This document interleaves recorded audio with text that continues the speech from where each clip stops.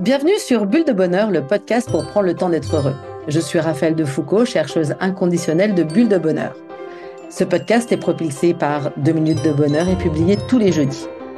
Aujourd'hui, nous vous partageons l'épisode numéro 219, une interview que nous allons placer sous le signe du harcèlement scolaire. Alors pour en parler, nous avons invité Priscilla de Bocher. Alors Priscilla est coach, consultante en parentalité et vous allez le découvrir. En plus d'être une businesswoman, elle a accompagné son fils sur le lent chemin de la réparation après une période de harcèlement. Bienvenue Priscilla et bonjour. Bonjour Raphaël, et je suis très heureuse d'être là aujourd'hui. Ouais, écoute, moi aussi très heureuse de t'accueillir derrière le micro de Bulle de Bonheur. Alors Priscilla, tu es diplômée d'un master marketing-vente. Tu as occupé des postes commerciaux pendant près de 20 ans, dans la formation professionnelle, puis comme ingénieur d'affaires dans la vente de logiciels ressources humaines auprès de grands groupes internationaux. Et tu as toujours eu du mal à concilier ta carrière et ta vie de famille. Ton métier était extrêmement prenant, tu avais de grosses responsabilités et du coup, de temps en temps, c'était un petit peu compliqué pour tout gérer. Et le confinement était un déclic. Tu as eu envie de travailler sur la parentalité et aujourd'hui, tu en as fait ton métier.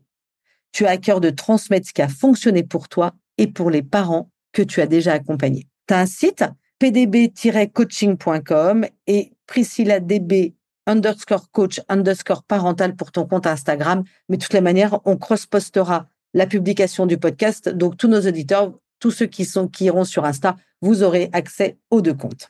Donc, ton objectif, c'est de mettre la joie au centre de la vie de famille grâce aux compétences psychosociales, aux apports en neurosciences et à la psychologie positive. Et c'est là que nos chemins se sont croisés. Oh là là, mais qu'est-ce que ça me chicote! Je suis allée quand même chercher quelques chiffres pour venir étayer notre propos à propos sur le harcèlement. Et il y a un des résultats de l'enquête nationale de climat scolaire et de victimisation pour l'année scolaire 21-22. Alors, ce sont des chiffres français, mais je pense que ces chiffres sont sensiblement les mêmes partout dans le monde. Alors, question harcèlement. 12% des élèves du primaire et 11% pour l'école secondaire se disent victimes et 28% se sentent victimes de cyberviolence. Ces chiffres sont juste énormes. Donc, j'ai eu très envie de t'interviewer pour que justement que tu viennes nous donner un petit peu ton éclairage sur le harcèlement scolaire et notamment en commençant par nous raconter qu'est-ce qui est arrivé à ton fils et toi, comment est-ce que tu t'en es rendu compte? Raconte-nous un petit peu cette histoire. Alors c'est vrai que ça a été très compliqué parce que le temps que j'ai mis, à me rendre compte que c'était du harcèlement, à poser ce mot en fait de harcèlement, ça a pris beaucoup, oui, beaucoup de mois, je dirais même, plusieurs années. Il a fallu arriver vraiment à un stade ultime, de mal-être de mon enfant pour que je puisse poser ce mot-là, parce que lui-même n'en était pas conscient. Et c'était forcément lié, en fait, à sa nature. Il a des particularités. Alors, j'ai pas envie de lui mettre d'étiquette, donc j'ai jamais fait de test. Mais en tout cas, ce qui est sûr, c'est que c'est un enfant qui a jamais beaucoup exprimé, qui est plutôt introverti, qui a jamais eu l'air, de s'éclater ou d'avoir énormément de copains. Donc effectivement, j'avais pas forcément vu les signes, annonciateurs d'un mal-être profond. On va dire que ce qui a été le point de départ, c'est une séance, en fait, chez le psychologue parce qu'il a perdu son grand-père de manière assez tragique. Et la psychologue m'a dit: «Écoutez madame, il faut que je vous parle», en aparté. Et elle m'a dit que Com n'allait absolument pas bien, qu'il avait un énorme mal-être à l'école. Et là, je suis tombée des nues. La première chose qui m'est venue, c'est: pourquoi moi, en tant que parent, je n'ai pas vu ça? C'était une forme de culpabilité immense qui est arrivée à ce moment-là, parce que je me suis dit: «Comment ça se fait que cette personne, qui a vu mon fils une fois, en sache plus que moi, étant parent?» Donc là, ça a été un moment assez dur, c'était il y a 8 ans. Parce que forcément, on est passé à côté de quelque chose. Forcément, alors comme, effectivement tu l'as très justement dit, j'avais énormément de mal à concilier les 2, ma vie perso et ma vie professionnelle. Et je pense réellement que, ce qui m'a manqué, c'est une totale disponibilité dans le s j'étais présente parce que c'est moi qui m'en occupais le soir, le matin. Par contre, je n'étais pas à l'écoute réelle. C'était, tu vois, comme une forme de mécanisme. En fait, j'agissais de manière mécanique avec eux et pas de cœur à cœur. Mécanique dans le sens où tu pensais à ce qu'il fallait que tu fasses, tu te rappelais ce que tu Exactement. n'avais pas fait Oui, et finalement tu ouais, étais pas dans l'instant présent avec ton enfant quelque part. exactement, tout à fait, ouais. D'accord. Du coup, en fait, dans cet automatisme, en fait, tu gérais tes enfants comme on gérerait, comme un robot quelque part. Et bien complètement, oui, D'accord, oui, je c'est l'assume, ton travail. totalement. C'est exactement ça. Oui, oui, c'est exactement ça. Et quand il s'est passé ce qui s'est passé donc chez le psychologue, il m'a fallu un petit temps pour accepter, bah, que déjà que je n'étais pas parfaite, alors que je suis toujours dans cette injonction de perfection, donc que je n'étais pas parfaite, que, en fait, finalement, qu'est-ce qui était le plus important pour son enfant? Alors là, je te le donne avec beaucoup de recul, hein. Il m'a fallu quand même du temps avant de poser ces mots-là. Mais finalement, le plus important pour un enfant, est-ce que c'est le temps, enfin, le fait de lui donner à manger, bien évidemment, le fait de lui apporter le sommeil dont il a besoin, bien évidemment. Mais ce qu'il a surtout besoin, l'enfant, c'est le besoin physiologique de base, c'est un contact physique et affectueux. Donc on va pas parler de la théorie de l'attachement, mais en tout cas, la théorie de l'attachement l'explique extrêmement bien, de Mmh. John Bowlby. Absolument. Et c'est finalement être, présent, disponible, à l'écoute, mais sans forcément parler. Donc ça, je le développe beaucoup dans mes ateliers. Cette écoute empathique, cette écoute sans juger, cette écoute sans interrompre.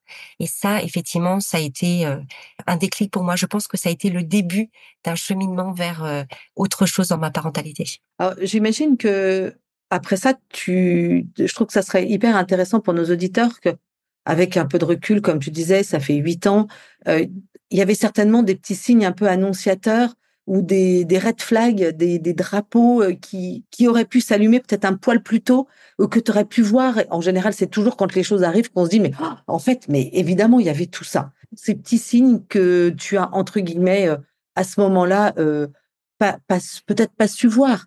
Enfin, je dis ça évidemment avec beaucoup de bienveillance parce qu'en tant que Oui. parents, on fait tous le maximum de ce qu'on est capable de faire. Donc c'est loin de là une histoire de culpabilité parce qu'on est tous Mmh. dans cette même, vision des choses où on donne le maximum et on rate des choses évidemment et on s'en rend compte plus tard finalement, en fait.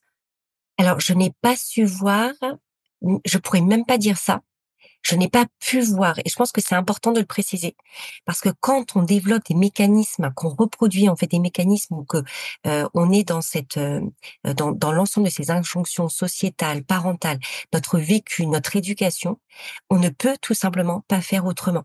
Et je le dis vraiment à tous les parents parce que le cheminement que j'ai fait, je n'aurais pas pu avoir. C'est vraiment non, non, je ne. hem, c'est pas que je n'ai pas su les voir, c'est que je n'étais pas câblée. En fait, mon cerveau, mes émotions n'étaient pas connectées. Déjà, je ne laissais transparaître aucune émotion.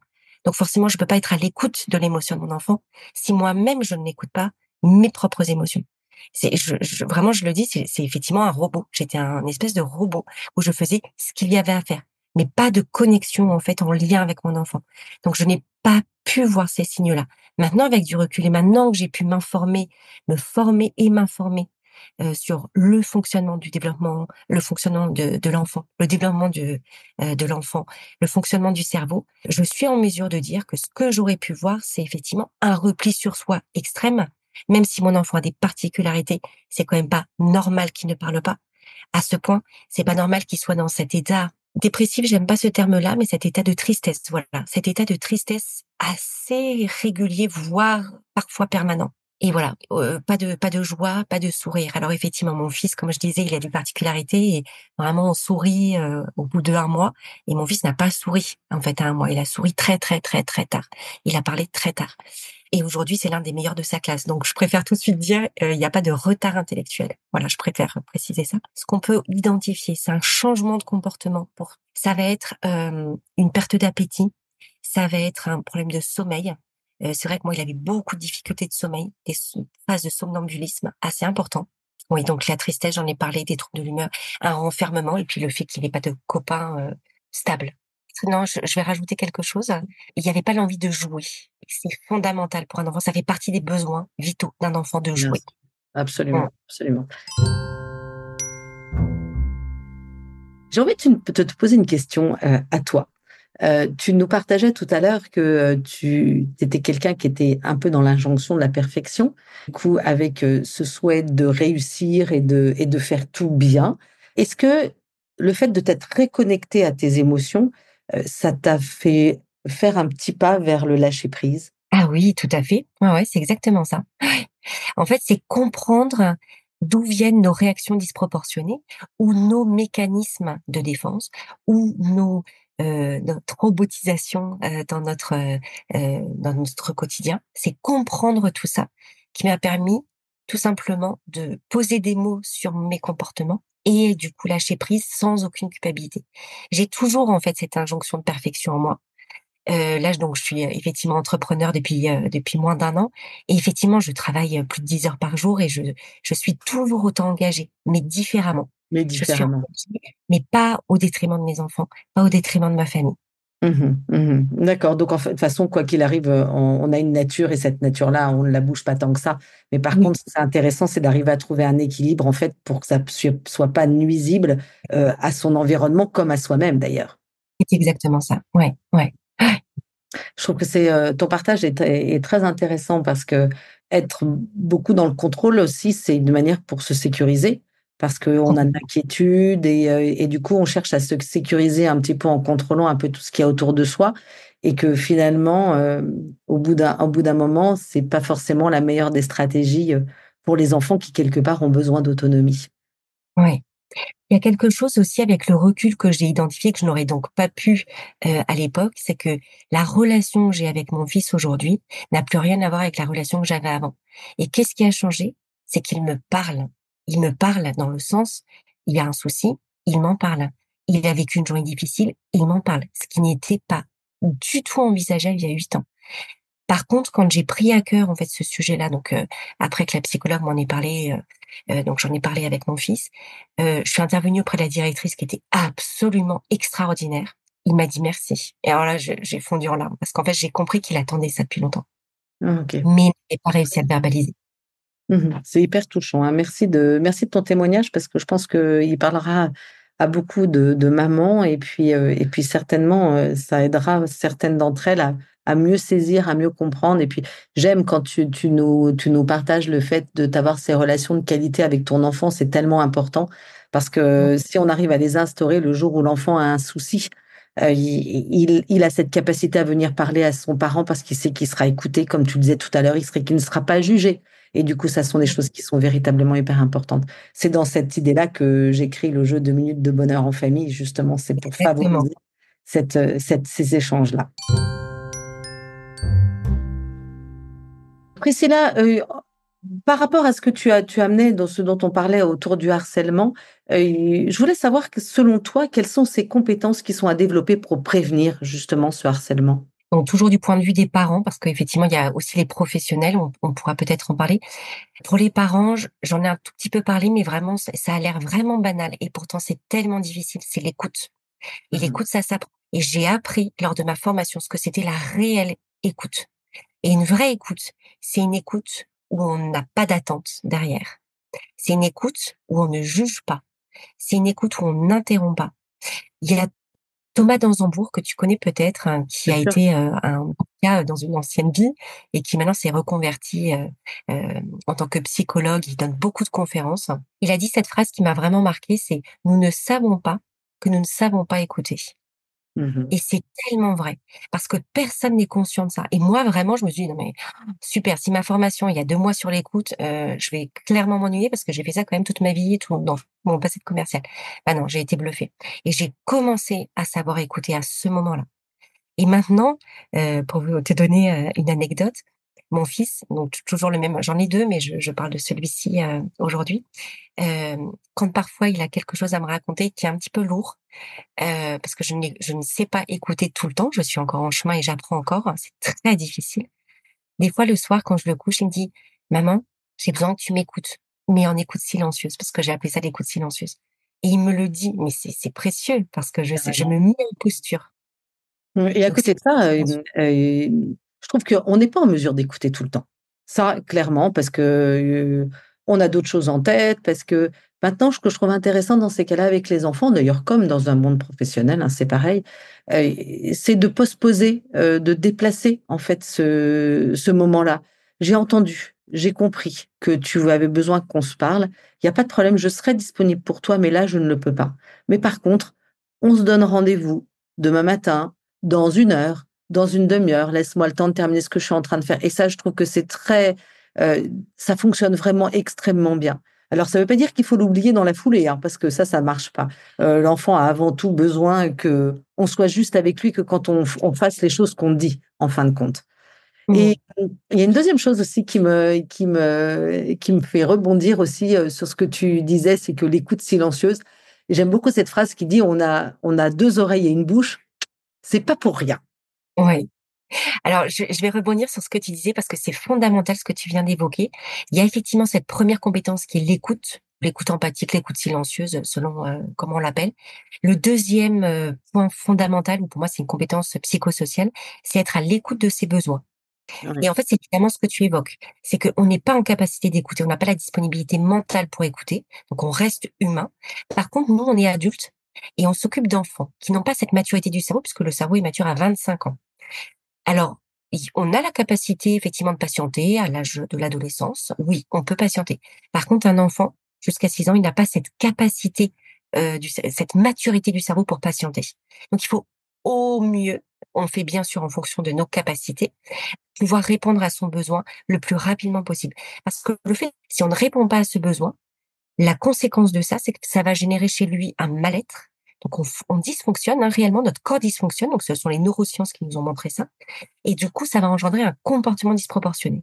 Et la plupart des parents que je rencontre et qui me consultent me font cette réflexion en disant, mais je n'en peux plus de ces crises de colère. Et en décortiquant, en fait, on se rend compte qu'ils sont dans ce faire le tunnel du soir, tu vois, le fameux tunnel du soir. Il faut faire la douche, il faut faire le repas.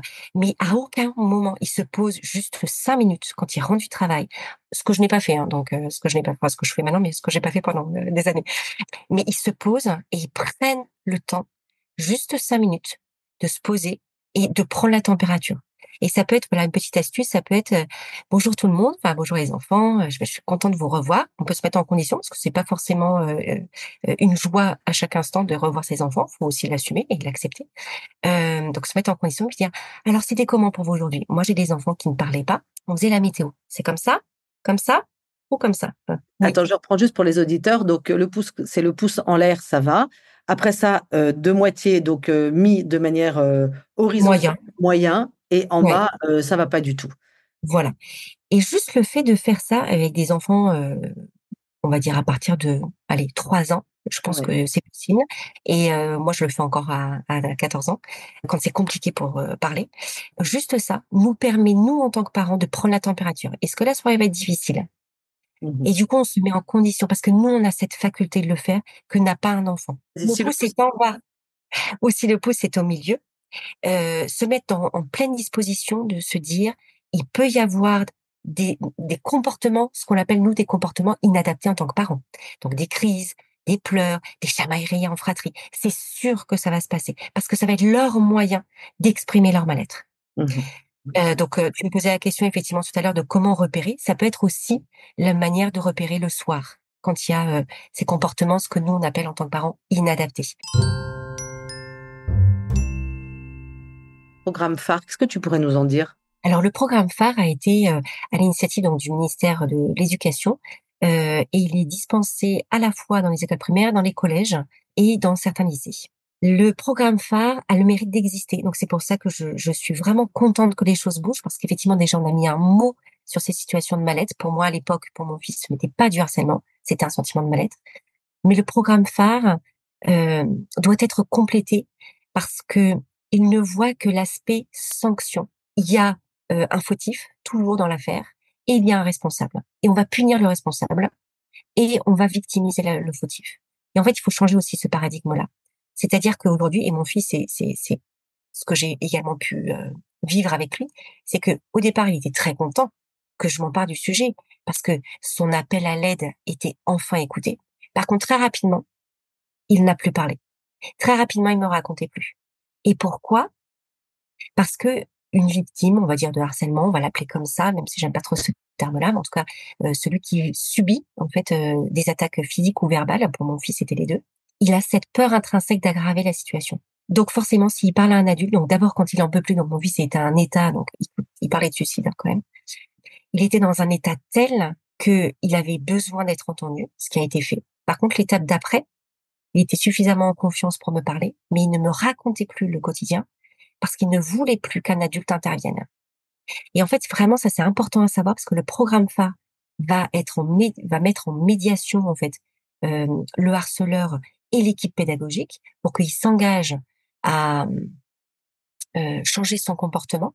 Il va victimiser encore plus celui qui a subi le harcèlement, mais il ne va absolument pas aider la victime à prendre confiance en elle et à se défendre. Et pour moi, c'est ça le cœur du problème. Ce n'est pas sanctionner le harceleur, parce qu'il faut pas oublier qu'un harceleur, on va l'appeler comme ça encore une fois, mais un harceleur, il souffre autant qu'une Ouais. victime. Il a juste une manière différente de l'exprimer. Ça va s'exprimer par l'agressivité, la violence. Dans sa personnalité intrinsèque, il va juste avoir en tête que ça ne peut se résoudre que par le conflit. Alors qu'une victime fuit le conflit. Il faut donner à la victime les moyens de se défendre par lui-même. Et c'est ce travail-là que j'ai mené avec mon fils pendant plus de 5 ans. C'est ne pas faire à sa place. Ne pas faire à sa place. Mais c'est vraiment ce que j'ai le plus appris. C'est lui donner les clés pour faire lui, pour se défendre lui. Mmh. Mais alors du coup, parlons de parce que comme on disait, il y a quelque chose à détricoter dans cette en fait, cette relation, toxique parce que je pense que, Oui, c'est une relation toxique. Tu disais et je trouve avec beaucoup de justesse que le harcelé et le harceleur sont tous les 2 dans des situations complexes et compliquées, que le harcelé donc prend la position de victime. Que le harceleur, lui, ne sait pas faire autrement dans la relation que de s'exprimer justement avec cette violence et en écrasant ceux qui sont autour de lui. Mais est-ce que tu crois pas que dans ce cas-là, et harceleur et harcelé sont 2 personnes, alors là on parle d'enfants, mais ça peut être la même chose à l'âge adulte, hein, aussi, sont 2 personnes qui manquent profondément de confiance en eux-mêmes? c'est une forme de confiance, pour le harceleur, c'est une forme de confiance. Il a beaucoup ce sentiment d'injustice, en tout cas, qui est très, très présent. Un sentiment d'injustice, un besoin d'exister, un besoin d'être respecté. Je l'exprimerai plutôt comme ça. Voilà, ce sont des sentiments, la colère prédomine. Alors que le harcelé, la victime, ça va être la tristesse qui prédomine. Ça va être un sentiment de vulnérabilité, Mmh mh. de peur. Donc en fait, Mmh. on n'est pas au même plan. On n'est pas au même plan. Lui, en fait, il va être très sensible en fait au jugement le jugement qui est porté sur lui. Donc ça va être tout ce qui relève de la dévalorisation, du rejet. Alors que pour, le harceleur, ça va être l'accusation ou l'attaque. Tu vois? Donc ça se situe en fait à des plans différents. C'est pour ça que je disais, ils souffrent pareil, mais Oui. les sentiments ne sont pas les mêmes, les jugements portés sur eux ne sont pas les mêmes et du coup la manière de le retranscrire et de s'exprimer n'est pas la même. Mmh. C'est extrêmement, extrêmement intéressant. Bah, alors du coup, ça m'amène à la question suivante. Est-ce que tu penses que finalement, se connaître soi-même, se respecter soi-même est une manière de respecter en fait les autres, que ça soit qu'on soit harcelé ou harceleur d'ailleurs? Ouais. Je prends l'exemple de mon fils. Lui ne se faisait pas respecter, il ne se respectait pas. Par contre, il avait un respect profond pour les autres, une empathie, une bonté profonde, innée. Il ne sait juste pas ce que c'est qu'un conflit. Il ne sait pas dire une méchanceté.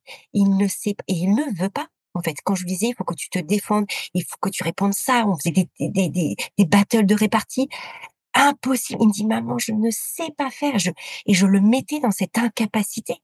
Donc, ça le renvoie encore plus à cette incapacité à gérer par lui-même. Donc, c'était très difficile cette première période où pour moi, ça semblait tellement évident et puis j'avais envie d'intervenir.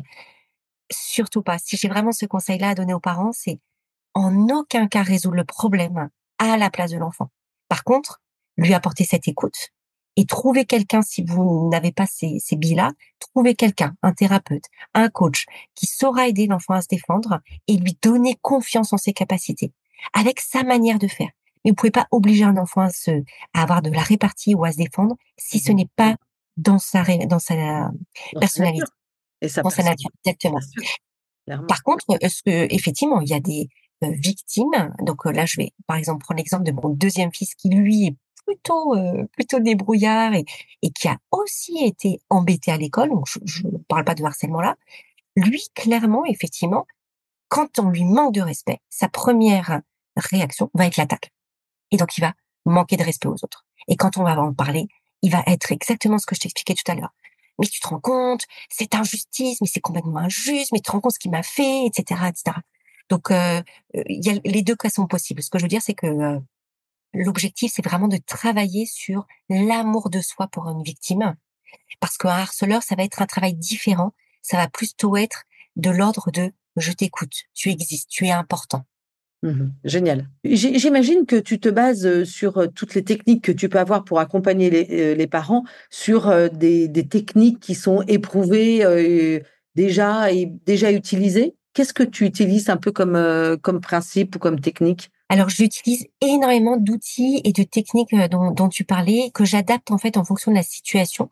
Donc, il y a à la fois des outils, des méthodes que j'ai appris dans le cadre de ma formation en parentalité. Donc, par exemple, j'ai des jeux de cartes, besoins et émotions pour aider l'enfant à exprimer ce qu'il a ressenti ou ce qu'il ressentait. Je vais également m'appuyer effectivement sur les techniques qui sont éprouvées. J'aimerais te parler de 3 outils en fait clés qui, en tout cas moi, m'apportent énormément au travers de mes ateliers avec les parents. La première, c'est vraiment quelqu'un qui m'a inspirée pour mon enfant, qui m'a vraiment bien aidée à comprendre ce dont on a parlé juste avant. C'est le docteur Philippe Haïm, c'est un pédopsychiatre. Et lui, il s'est spécialisé dans les techniques de répartie en faveur des enfants victimes de harcèlement.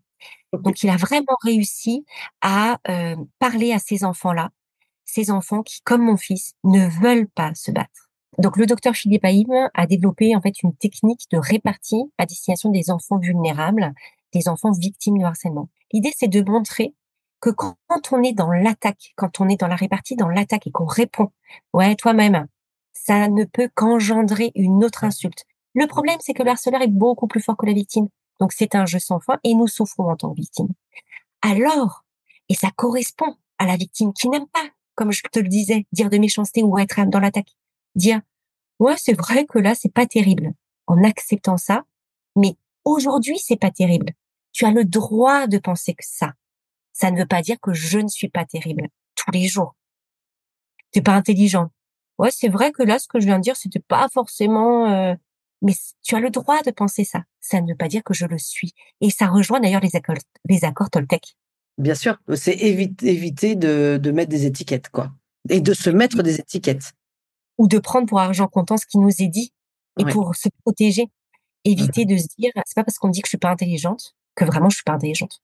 Exactement. C'est très, très intéressant. Le deuxième outil, c'est le jeu des 3 figures de Serge Tisseron. Serge Tisseron est connu pour son livre sur 3, 6, 9, 12, la gestion des écrans. Eh bien, il a également fait le jeu des 3 figures. C'est des jeux de rôle que je vais faire à l'école, par exemple, donc plus avec des groupes d'enfants, où on endosse le rôle. Donc je vais demander à la maîtresse de me signifier dans un exemple, qui est plutôt harceleur, qui est plutôt victime, et je vais prendre les autres élèves en témoin. Et je vais inverser les rôles, hein. Je vais demander au harceleur exprès de prendre le rôle de la victime et la victime de prendre le rôle du harceleur. C'est très intéressant ce qui se joue là parce qu'on se rend tellement compte que la victime ne pourrait pas. C'est contre nature de prendre ce rôle de harceleur. Il va rigoler, être gêné, être plutôt sympa. Et par contre, ça va provoquer d'énormes prises de conscience. En tout cas, moi, j'ai pu voir des enfants harceleurs dans le rôle d'harceleur positionnés en victime, vraiment se dire: «Ah ouais, mais je pensais pas en fait que c'était, je pensais pas qu'il aurait aussi mal, c'était pour rire en fait». Et c'est pour rire, alors là, je pourrais en faire un podcast à part. Ouais, Rien n'est pour rire. Le troisième outil, voilà, ce sont les accords Toltec que vous pouvez trouver sur internet. Moi, ça m'a énormément aidé pour, mes enfants, pour leur donner confiance en eux et l'estime d'eux-mêmes. Ce sont 4 principes, alors maintenant il y en a 5 d'ailleurs. Ce sont 4 principes qui permettent de se protéger des attaques des autres. Donc, alors le premier accord Toltec: choisis tes mots avec prudence, car ils sont aussi puissants que des armes. Le deuxième: que les autres croient ce qu'ils veulent. Toi, tu sais ce qui est vrai. Troisième: cherche toujours à savoir plutôt qu'à croire, et tu trouveras la vérité. Et enfin, fais de ton mieux, jour après jour. Apprends à t'écouter, à te respecter. merveilleux. Et ça, c'est génial. Une petite vidéo sur internet où il y a une analogie avec le chevalier. Ils adorent. Mes enfants, ils adorent. Ils le regardent encore maintenant. Mmh. Ah ouais, d'accord, génial, génial. J'ai jamais fait de podcast encore sur les accords Toltec, que j'aime bien d'ailleurs. Je les ai lus, il y a quelque temps avec vraiment beaucoup d'intérêt. Ça me donne des idées. Donc, Ouais. les auditeurs, vous pouvez être sûrs que vous allez vite retrouver un podcast sur ce thème-là. Allez, je change de regard. On va passer à la deuxième partie de notre interview, à propos donc, des questions sur le bonheur. Donc, Priscille, la première question, qu'est-ce qui te rend heureuse dans ton quotidien? Alors, forcément, c'est l'amélioration en premier, c'est l'amélioration des relations avec mes enfants. Moi, je dirais que c'est vraiment ça. Pour moi, c'est magique. Alors, comme je disais, je répare encore ce que j'ai abîmé, mais voilà, pour moi, c'est ça qui est magique. Et d'ailleurs, comme je l'ai dit, en fait, je peux pas garder ça pour moi. C'est pour ça que j'ai eu envie d'en faire mon métier. Et justement, donc c'est mon deuxième point. Qu'est-ce qui me rend heureuse dans mon quotidien? Mais c'est mon métier de cœur, en fait. J'avais un métier avant, comme on l'a dit, mais c'est mon métier de cœur. C'est celui qui donne du sens à ma vie. Et le fait de contribuer au quotidien à l'épanouissement des relations familiales, bah, je me sens utile et ça me provoque en fait un bonheur immense. Vraiment. J'aimerais que les auditeurs puissent te voir parce que quand tu as dit que ton métier de cœur, mais vraiment ton visage, c'est juste mais illuminé. C'est juste incroyable. Donc vraiment, on sent que ça vient de loin, ça vient des tripes. Tu y crois, t'en es convaincu et tu le vis. C'est merveilleux, merveilleux. Ouais, j'ai des papillons dans le ventre. Tu vois, j'aurais jamais dit ça il y a 5 ans, mais j'ai des papillons dans le ventre en le disant. Ouais, génial. Notre deuxième question, une valeur humaine qui te rend heureuse. Je l'ai découverte il y a pas si longtemps que ça, c'est l'authenticité. Je l'avais bien enfouie en moi et j'ai appris à l'apprivoiser. Encore une fois, on m'a plutôt appris à pas me montrer telle que j'étais, qu'il fallait se mettre, j'appelle ça le poker face. Il faut se montrer forte face à une société qui est dure. Surtout pas se montrer vulnérable, tel que l'on est. Vivons heureux, vivons cachés. Bref, toutes ces injonctions. Eh bien, voilà. Donc, c'est cette valeur-là que j'honore aujourd'hui tous les jours. Et je me suis d'ailleurs entourée de personnes de plus en plus authentiques autour de moi en honorant cette valeur-là et je la vis chaque jour. Hein. Et du coup, je suis plus alignée avec qui je suis. Notre troisième question, un événement qui t'a rendue particulièrement heureuse. Ouah, c'est chaud! Partout dans toutes les sphères, mais je vais axer sur le professionnel. J'ai animé le 3 février dernier ma première conférence dans une médiathèque, la médiathèque de ma commune, donc ça m'était cher. Et j'avais 2 papas, j'avais 2 grands-mères. Donc déjà, ça c'était gagné pour moi de pas avoir que des femmes. Il y avait 25 personnes inscrites. Non mais j'étais heureuse que ce sujet anime autant. Donc sur des clés pour une vie de famille apaisée. Et pourquoi j'ai été heureuse, c'est que j'ai vu des sourires et j'ai vu à la fin les mamans qui parlaient entre elles, les mamans qui sont venues me voir pour me dire: «Oh là là, mais j'ai eu une prise de conscience. Ah mais en fait, mais je me suis tellement identifiée dans l'histoire de Sophie, dans l'histoire de Clara». Bon, je donne des noms, des prénoms factices et de voir en fait les partages, les témoignages, je me suis dit: «Je sais pourquoi je fais ce métier». Et question suivante, quel est ton secret pour être heureuse? Ah, alors il y a beaucoup alors j'ai pas un secret, j'ai beaucoup d'ingrédients. Ils sont différents, je pense. Il n'y a pas un secret qui est valable. Ils sont différents selon les individus, en fonction de notre vécu, on l'a dit, notre éducation, notre entourage. Alors, ce que j'ai identifié pour moi, mon premier secret, c'est mon travail d'introspection que j'ai entamé il y a 5 ans, un peu plus de 5 ans, et ma formation de parentalité créative. Donc ça, c'est vraiment mon secret de bien-être. Je crois que c'est Thomas d'Anzembourg qui disait également, je m'inspire beaucoup de cet homme-là, qui disait: «Le plus beau cadeau qu'on peut faire à un enfant, c'est sa propre guérison». Waouh, super. Tellement. Le deuxième secret, c'est de jouer avec mes enfants. Alors incroyable, moi je ne jouais pas, ou plutôt je jouais, mais de manière mécanique, et je ne savais pas jouer. Je me suis reconnectée à l'envie de jouer et je m'amuse. J'ai retrouvé, on parle d'enfant intérieur. Alors moi c'était un terme qui était absolument inconnu au bataillon il y a 5 ans, mais je me suis reconnectée, voilà, à mon âme d'enfant. Et Génial. enfin, quelque chose aussi de nouveau pour moi, mais mon secret qui m'apporte énormément, c'est de passer du temps en pleine nature. Je me suis, d'ailleurs, créé une hebdo rando, donc tous les lundis matins, je marche avec un groupe d'entrepreneuses, hein, donc j'ai monté un petit groupe, celles qui peuvent, elles me rejoignent et puis on va marcher, 1 heure en forêt. Génial, trop sympa, trop sympa. Et hop, je me lance. Priscilla, raconte-nous ou dis-nous quels sont tes 3 synonymes de bonheur? Rêver! Oser oser et rêver déjà. Il y a pas d'âge pour rêver et moi j'ai quand même pour ambition de changer la société. Donc ça ça c'est du rêve et j'ose. En fait, je suis dans l'action. Donc en fait, non seulement c'est un rêve, mais ce rêve, je suis sûre qu'il peut devenir réalité parce que j'ose. J'ai cette audace. J'ai toujours été déterminée dans ma vie professionnelle. On m'a toujours reconnu cette qualité-là et je mesure à quel point elle est intéressante et importante dans ma vie d'entrepreneuse. Donc je suis toujours dans l'action en me disant que le pire qui puisse m'arriver, c'est juste de devoir faire différemment pour réussir. Donc j'ai une conception de l'échec qui n'existe pas. Il y a que des expériences dans lesquelles j'apprends. Et puis un troisième synonyme, ça va être l'engagement, c'est-à-dire que c'est une cause qui me tient à cœur. À titre personnel, on en a un peu parlé avec le harcèlement, et puis il y a d'autres sujets, mais c'est vraiment le lien familial, en fait, l'engagement dans le lien familial. Dernière question en 2 minutes. Si tu as envie de proposer à nos auditeurs quelque chose, qu'est-ce que tu leur dirais pour qu'ils soient plus heureux? Plein de choses. Je pense que chacun trouvera sa définition du bonheur, mais alors moi je suis très adepte des petites phrases, des citations. Alors il y en a une que j'aime bien, c'est: faites que le rêve dévore votre vie, afin que la vie ne dévore pas votre rêve. C'est Antoine de Saint-Exupéry qui l'a dit. Mhm. Donc explorer, voilà, ça serait mon premier mot. Explorer, n'ayez pas peur, explorer. Ça rejoint l'audace, le rêve. Le deuxième mot ou l'astuce, ce serait riez. On ne rit pas assez. Et moi, au début, vous savez que, enfin, tu sais, vous auditeurs, j'ai fait ce que je n'aurais jamais pensé faire, c'est un yoga du rire. Mais il y a 5 ans, je me serais moquée des gens qui font ça. Vraiment, pour te montrer à quel point j'ai changé, je ne suis plus la même. Et c'est fou comme ça fait du bien. Donc, souvent, avec les enfants, on se prend un petit sketch. Donc, par exemple, il y a la conseillère d'orientation d'Alban Ivanov qui me fait beaucoup rire. Paul Mirabel m'a fait rire. Florence Foresti, qui me fait rire depuis des années. Donc ça serait mon deuxième conseil. Et enfin, partager. Partager dans le sens être en lien. Parce que le bonheur n'est réel que lorsqu'il est partagé pour moi. C'est clair, bien sûr, être en lien. Et puis d'abord, de toute façon, ces émotions positives, elles ont envie d'être partagées, quoi qu'il Ouais. arrive, quoi qu'il arrive. C'est vraiment passionnant.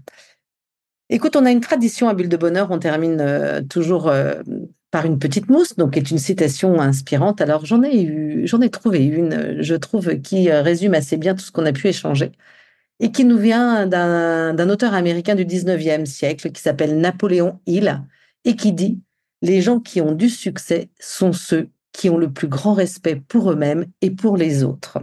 Waouh! Et je Je trouve pourrais la réemprunter? mais évidemment, bien sûr, bien sûr. Et en fait, je trouve que, J'adore. en fait, on a tous envie de succès. Et que finalement, ce succès, c'est pas par le harcèlement qu'on va le trouver, en fin de compte, mais c'est par le respect qu'on va avoir vis-à-vis de l'autre comme vis-à-vis de soi-même. Et je trouve que l'idée, c'est véritablement de changer ce paradigme du harcèlement, de faire le pas de côté et de se dire, mais non, finalement, c'est pas en enfonçant l'autre que je vais grandir et que je vais avoir plus de succès ou que je vais être davantage respecté, absolument pas. Ouais. Et alors, si je peux rajouter quelque chose, Bien j'ai sûr. imaginé la scène là et dire à un enfant qui ne peut pas faire autrement pour l'instant en harcelant, c'est lui dire: je vois que c'est dur pour toi en ce moment, Mm. mais sache que tu vas bientôt faire différemment. Tu vas apprendre à faire différemment. Je vois que pour l'instant c'est trop dur pour toi. Waouh, Mm. ça marche. Mm. C'est génial, génial. Mais écoute, merci beaucoup, Priscilla, Merci à toi, Raphaël. de ton temps. C'était un Et très puis, beau moment. oui, Cette manière de réfléchir à ma conception du bonheur, j'ai vraiment adoré. Et voilà, et transmettre ce qui a pu fonctionner pour moi et pour permettre d'aider des parents à mieux comprendre leur enfant et savoir comment réagir. Moi, je suis ravie. C'est dans le sens de ma vie. bon, génial. En tous les cas, vous pouvez retrouver Priscilla de Beauchère sur son site pdb-coaching.com ou sur sa page Instagram priscilla_db_coach_parental.